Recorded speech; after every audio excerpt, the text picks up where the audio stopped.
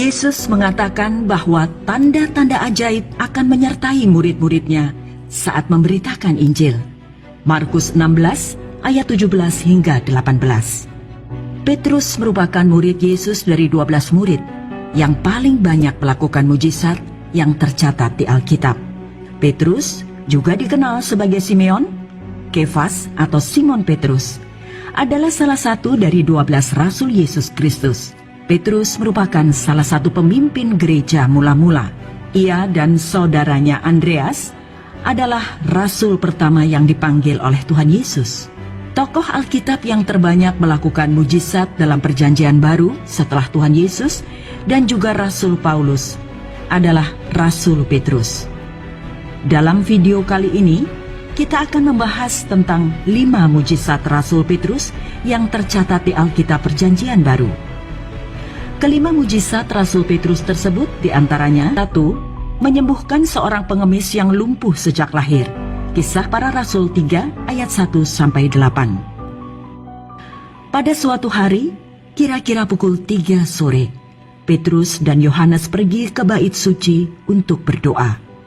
Di pintu gerbang yang disebut Gerbang Indah, mereka bertemu dengan seorang laki-laki yang lumpuh sejak lahir.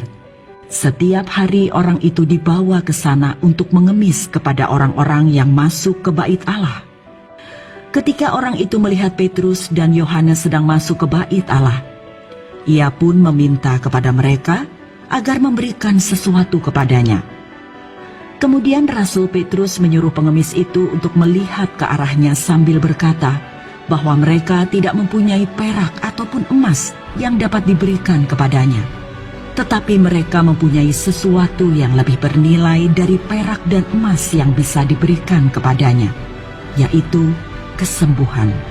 Petrus berkata, "Emas dan perak tidak ada padaku, tetapi apa yang kupunyai, kuberikan kepadamu. Demi nama Yesus Kristus, orang Nazaret itu, berjalanlah." Kisah Para Rasul 3 ayat 6. Lalu Petrus memegang tangan kanan orang lumpuh itu dan menolong dia bangun. Seketika juga kaki orang itu dan mata kakinya menjadi kuat. Lalu ia melompat berdiri dan mulai berjalan ke sana kemari.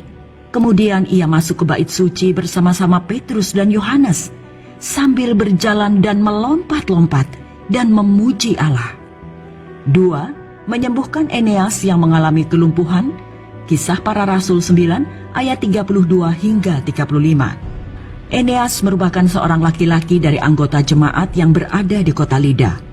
Sewaktu Petrus sedang mendatangi kota Lida, dia melihat Eneas yang sedang terbaring di tempat tidur akibat lumpuh yang dialaminya. Ternyata Eneas sudah mengalami kelumpuhan selama 8 tahun lamanya. Melihat kondisi tersebut, maka Petrus pun berkata di hadapan Eneas bahwa Tuhan Yesus sudah memberikan kesembuhan padanya, serta memintanya untuk bangun dan merapikan tempat tidurnya. 3. Membangkitkan Tabita dari kematian. Kisah Para Rasul 9 ayat 36 hingga 42. Tabita merupakan seorang Kristen yang berada di kota Yope. Nama Ibraninya adalah Tabita, sedangkan nama Yunaninya adalah Dorcas. Tabita merupakan sosok yang rajin sekali berbuat baik dan bersedekah kepada banyak orang.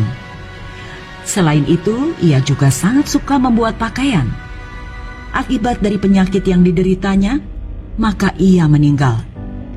Oleh karena itu, orang-orang Kristen yang berada di Yope memanggil Rasul Petrus supaya bisa membangkitkan Tabita kembali. Pada saat itu, Rasul Petrus yang sedang berada di kota Lida yang berada di wilayah Yudea dan cukup dekat dengan kota Yope. Setelah tiba di kediaman Tabita, Petrus pun menyuruh semua orang untuk keluar, dan Petrus pun berdoa sambil berlutut dan kemudian berpaling ke mayat Tabita sambil berseru, "Tabita, bangkitlah!" Dan kemudian Tabita bangkit dari kematiannya. 4. Menghukum Ananias hingga mengalami kematian mendadak.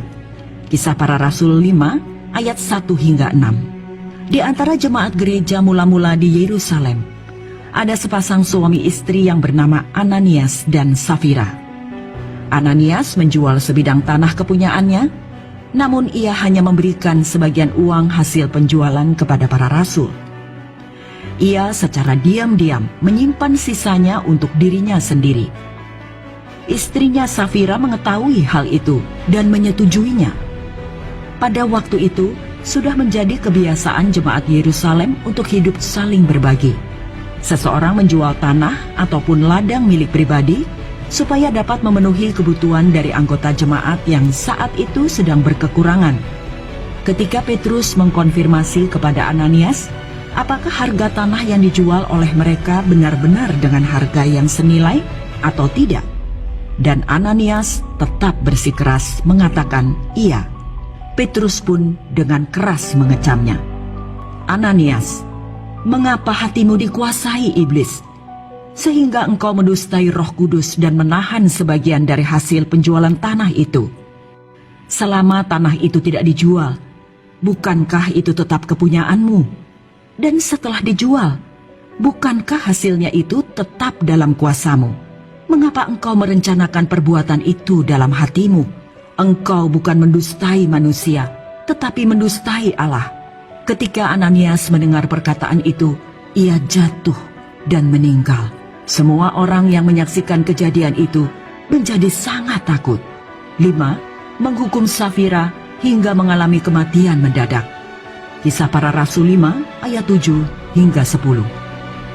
Setelah suami Safira yang bernama Ananias meninggal, sekitar 3 jam kemudian Safira datang kepada perkumpulan jemaat, dan ketika Safira masuk, Petrus bertanya kepada Safira seperti yang ditanyakannya kepada Ananias, yaitu berkaitan dengan harga penjualan tanah. Dan ternyata jawaban Safira sama seperti suaminya. Akibatnya, seketika juga Safira langsung meninggal di hadapan Petrus dan jemaat lainnya.